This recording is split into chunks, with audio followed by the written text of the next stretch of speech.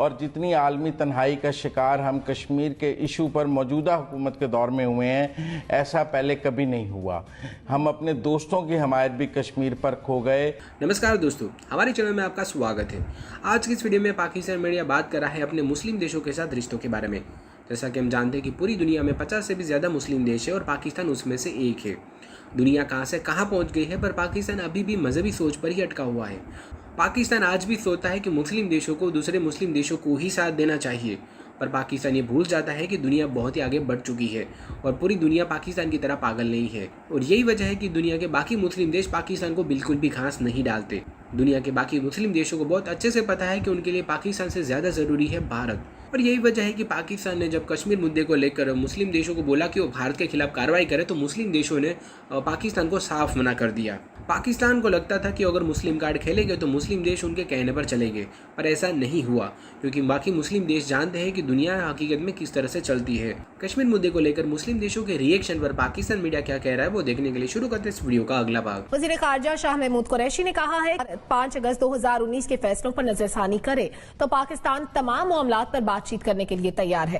انہوں نے کہا کہ دونوں ممالک جنگ کے متحمل نہیں ہو سکتے کیونکہ یہ دونوں کے لیے خودکشی ہوگی۔ وزیر خارجہ نے پاکستان اور بھارت کے بیٹھ کر بات چیت کرنے کی ضرورت پر بھی زور دیا۔ بریگیڈیئر صاحب، اس میں پہلا سوال تو آپ نے خود ہی ریز کیا کہ کیا بھارت جو 5 اگست کے فیصلے پر نظر ثانی کے لیے تیار ہے، تو وہاں سے جتنی انڈیکیشنز آ رہی ہیں اور جو ان کی فارن پالیسی کے ایشوز کے حساب سے اور مختلف جگہوں پہ جو انہوں نے بیانات دیے ہیں، ان کی قیادت جس طرح بیان دے رہی ہے، ان کا فارن آفس جس طرح کہہ رہا ہے، اگر آپ اس کا جائزہ لیں بغور تو وہ تو 5 اگست کے فیصلے کو کسی بھی طرح اینل کرنے کے لیے تیار نہیں ہے۔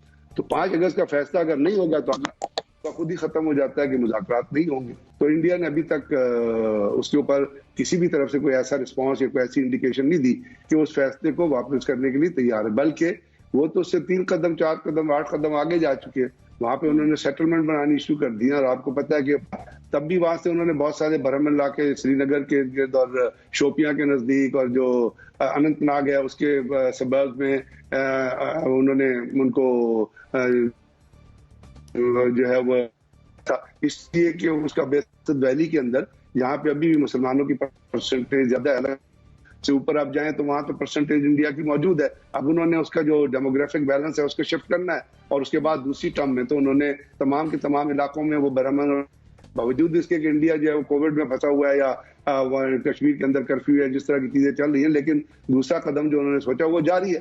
تو میرا نہیں خیال کہ اس بیان کے ذریعے انڈیا کسی بھی طریقے سے کسی بھی مذاکرات پہ آنے کے لیے تیار ہے۔ وہ ہماری ایک خواہش تو ضرور ہو سکتی ہے اور ہماری اس میں کوشش بھی ضرور ہو سکتی ہے، لیکن کیا اس کوشش کو انڈیا کے ساتھ باقی جو انڈیا کے پروٹیکٹرز ہیں، جو انڈیا کے سپورٹرز ہیں، جس میں اب صرف امریکہ ہی نہیں ہے بلکہ آپ ہمارے بھی بہت سارے پرانے دوست ہیں جو آ گئے ہیں اور جو انڈیا سے کلوز ہو رہے ہیں، کیا وہ انڈیا کو کسی طریقے سے اس بات پہ کنونس کرنا چاہیں گے کہ جی وہ 5 اگست کے فیصلے کو ختم کرے؟ بلکہ آپ تو باقی ممالک یا ویسٹرن ممالک سے کیا بات کریں، ہمارے جو دوست مسلمان ممالک ہیں انہوں نے بھی اس چیز کو تسلیم کر لیا تھا، کیا تھا کہ جی ہم 5 اگست کے فیصلے کے اندر کوئی انٹرفیئرنس نہیں کریں گے۔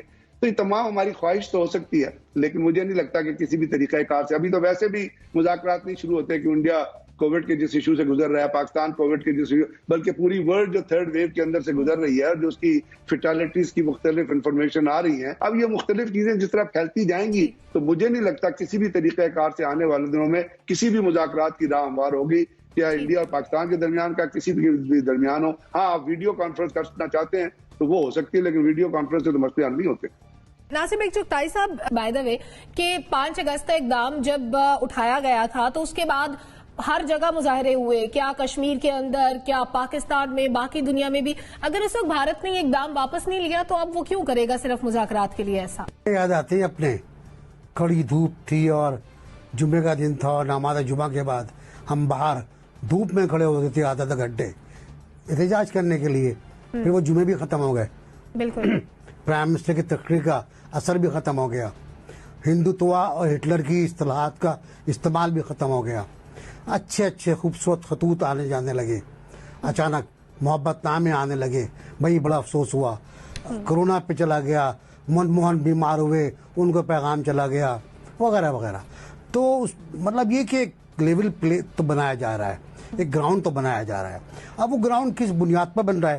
دیکھیں، میں पाकिस्तान और हिंदुस्तान के बहुत अच्छे ताल्लुकात का बहुत बड़ा हामी हूँ। मैं चाहता हूँ कि इन दोनों मुल्कों के दरमियान वीज़ा फ्री रजीम हो। क्यों यूरोप क्यों नहीं बन पाए हम? मुझे वाजपेयी साहब की तकरीर याद आती है, मेरा इंटरव्यू भी था एक उनसे। उनका कहना था कि why not SAARC union, why not South Asian union? हमारी करेंसी क्यों ना हो, हमारे बॉर्डर खुले हुए क्यों ना हो, हमारा एक सिक्का क्यों ना हो, हम एक दूसरे के आज़ादी से क्यों ना आ जाएं, हमारी इकनॉमी एक दूसरे को सपोर्ट क्यों ना करे, हमारे रिसोर्सेज इकट्ठे क्यों ना हो। बहुत अच्छी बातें हैं, बड़े खूबसूरत बातें हैं, बहुत दिल को लगती हैं। वाजपेयी साहब की नज़म थी, एक लाहौर में पढ़ी थी उन्होंने नवाज शरीफ के साथ, कि अब की ये जंग नहीं होने देंगे। लेकिन फिर जंग हुई और अच्छी खासी हुई, और फिर हिंदुस्तान ने सीज़फायर ऑफर किया, वाजपेयी साहब ने सीज़फायर ऑफर किया। हमने कहा जनवरी की बात है 2003 की शायद, हमने कहा वेरी गुड, हमने कबूल कर लिया। फिर उन्होंने सीज़फायर तोड़ दिया, इधर भी मारा उधर भी मारा, उधर भी लोग मरे इधर भी लोग मरे। हिंदुस्तान से हमारे मुज़ाकरात बेशुमार हुए हैं, कई मरतबा हुए हैं। अब जो बात आ रही है वो ये आ रही है, अब जो वज़ीर ख़ारजा साहब ने फरमाया, पहले तो बगावत कर बैठे थे काबीना के अंदर कि ये कैसे आपने कॉटन और गंदम वगैरह की एक्सपोर्ट का मुआहदा करने की कोशिश की हिंदुस्तान से, वो मनसूख हो गया। लेकिन अब जो बात हो रही है वो ये हो रही है कि 37 छोड़ दें, चले छोड़ देते हैं, 35 पे बात कर लेते हैं कि 35 ख़त्म हो जाए। तो आज वज़ीर ख़ारजा ने कहा ये, तो यहाँ भी मुझे नज़र आ रहा है कुछ उनको ब्रीफ किया गया है, कुछ उनको बताया गया है कि भाई 35 बात कर लेते हैं। अब 35 क्या हिंदुस्तान ख़त्म कर देगा? बड़ा सवाल है। जवाब आता है कि हाँ, कुछ दिनों में कुछ अच्छी पेशरफ्त होगी। ये क्या पेशरफ्त होती है? अगर 35 जो हिंदुस्तानी बाशिंदों को जो गैर कश्मीरी हैं, श्रीनगर में, जम्मू में, पुलवामा में, वादी लौलाब में प्रॉपर्टी ख़रीदने का हक़ देता है, डोमिसाइल का हक़ देता है, अगर वो ख़त्म हो जाता है तो यकीनी तौर पर कश्मीरियों को एक रिलीफ मिलेगा, बड़ा रिलीफ मिलेगा। कम से कम उनकी आबादी का जो तनासब है वो कम नहीं हो पाएगा। लेकिन क्या कश्मीरी इसको मान लेंगे? सिर्फ क्या कश्मीरी इससे खुश है? मेरी इत्तला ये है कि कश्मीरी उस पार के भी और इस पार के भी ज़्यादा खुश नहीं है। वो सीज़फायर से बहुत खुश है, लेकिन वो कहते हैं कि अल्टीमेट हल जो है वो जो निकालना चाह रहे हैं आप, वो नहीं निकलेगा। हिंदुस्तान जब ट्रैप से बाहर निकलेगा, मुसीबत से बाहर निकलेगा, तो वो फिर डायलॉग से भाग जाएगा। फिर हम पे वो कह देगा कि ये दहशतगर्द हैं, ये FATF पे चला जाएगा हमारे खिलाफ, और दूसरी बात करेगा। अगर हिंदुस्तान बहुत ज़्यादा नेक से काम ले रहा है तो लेट्स सी कि FATF पे क्या करता है, वो क्या रवैया होता है। मैं नहीं समझता कि हिंदुस्तान कभी खुलूस दिल से मुज़ाकरात के लिए तैयार होगा। अगर तैयार भी हुआ तो उसके दिल में ना रहेगा। ठीक है, इतना कुछ हुआ, उसके बाद ऐसा ऐसा खामोशी छा गई।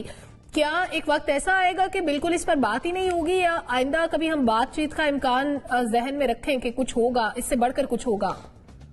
देखिए, मैं समझता हूँ कि वो तो जो हम एहतजाज कर रहे थे वो हम अपने मुल्क के अंदर डोमेस्टिक ऑडियंस को पैसिफाई करने के लिए कर रहे थे, क्योंकि गवर्नमेंट और तो कुछ कर नहीं रही थी। तो उसका ख्याल था कि किसी तरह मुल्क के अंदर तो वो ये मुकदमा बना ले कि हम कश्मीर के लिए बहुत कुछ कर रहे हैं, और फौरी तौर पर जो रद्द-ए-अमल है पाकिस्तान के अंदर भारत के इक़दामात का, उसका बैकलैश कहीं हुकूमत के ऊपर ना आए कि हुकूमत कुछ नहीं कर रही। लेकिन असूली तौर पर मुझे तो नहीं नज़र आया कि कोई इंटरनेशनल हमायत हुकूमत हासिल कर सकी हो, कोई इसने ऐसे कोई वफद भेजे हों दुनिया में बात करने के लिए, कोई दोस्त ममालिक की हमायत हासिल कर सकी हो।